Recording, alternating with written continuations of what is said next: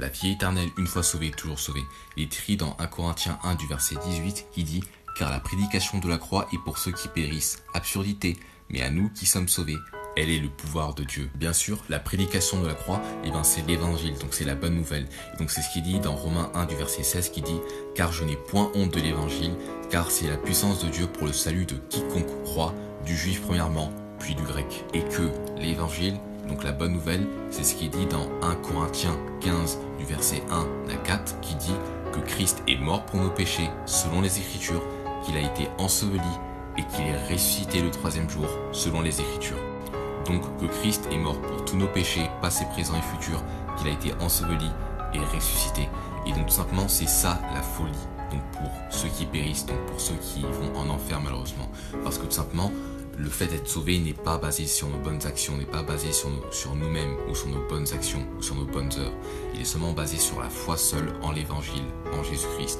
Donc du fait qu'il a été mort à la croix pour tous vos péchés, qu'il a été enseveli et ressuscité. Et que donc après cela, il n'y a rien à faire parce que maintenant vous obtenez la vie éternelle. Et que donc ce n'est pas par les œuvres, que donc ce n'est pas de vous-même, et que donc c'est le cadeau éternel, donc la vie éternelle. Et que donc c'est une vie qui est sans fin et qui donc ne s'arrête jamais. Et que donc une fois sauvé, vous êtes sauvé pour l'éternité parce que maintenant c'est une vie éternelle, une vie indéfinie, une vie à jamais, à toujours.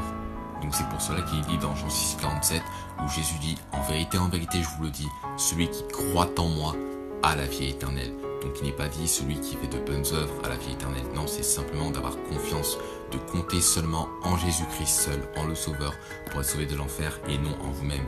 Et donc dans ces versets-là, il n'est pas dit car vous êtes sauvés par vos œuvres, que donc c'est une absurdité pour les autres. Non, il est simplement dit que c'est la prédication de la croix qui est une absurdité pour ceux qui vont en enfer.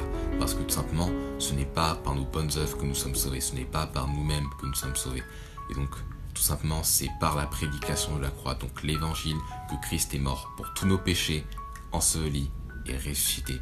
Et que donc, il y a seulement à mettre sa foi, toute sa foi, en le Sauveur Jésus-Christ, donc en l'évangile, ce qu'il a fait à la croix pour nous sauver de l'enfer.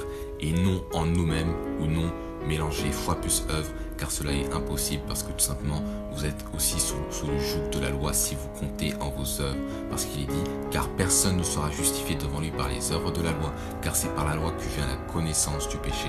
Donc personne ne peut être rendu juste par les œuvres de la loi. Et donc si vous n'êtes pas sûr à 100% d'aller au paradis, je vous conseille de voir la vidéo en lien YouTube afin que vous puissiez savoir que vous avez la vie éternelle en Jésus-Christ le Sauveur. Que Dieu vous bénisse, bonne journée. Amen.